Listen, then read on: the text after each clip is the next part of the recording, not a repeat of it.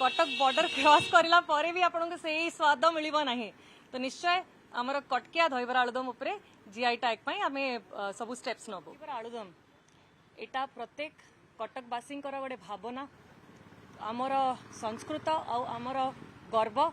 याकू GI tag पई सब प्रयास निया जाओ बोली मु आज प्रश्नटा करथिली। उत्तर मध्य भल आसी कि तार गोटे प्रोसीजर अच्छी से प्रोसीजर रे से माने भी एजेंसी कंसल्टेंट गुड़ाक को हायर करूछंती जो माने साहाय्य करि परिबे दहीबरा आलुदम रा पूरा डिटेलिंग फिल करिकी ताको आमे जीआई टैग पई निश्चय बहुत जल्दी अप्लाई करिवो। आ जेहेतु एटा गोटे आमर गर्व गौरव आमर संस्कृति परंपरा तो यार रक्षा करिवो आम समस्तंकर कर्तव्य आमे आशा करूछु आगामी दिन में निश्चय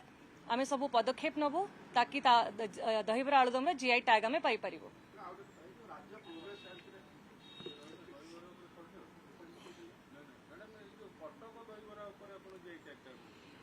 देखंतु आपण जेतेबेले कटक रु बाहरी जिवे कटक बॉर्डर क्रॉस करला परे भी आपन से स्वाद मिलिबो नाही तो निश्चय आमर कटकिया दहीबरा आलुदम उपरे जीआई टैग पई आमे सब स्टेप्स नबू।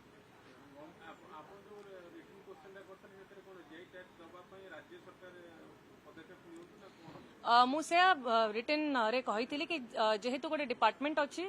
तो से डिपार्टमेंट माध्यम जदि अप्लाई करा जाई परिबो चेन्नई रे अप्लाई हुए तांकर सेंटरटा अच्छी तो से माने सब स्टेप्स नहीं पारिबे जहाँ डॉक्यूमेंटेशन दरकार बहुत कागज पत्र दरकार बहुत हिस्ट्री दरकार सब अप्लाई करि परिबे तो सेतिपई तांगु लिखिथिलु से भी उत्तर देइछंती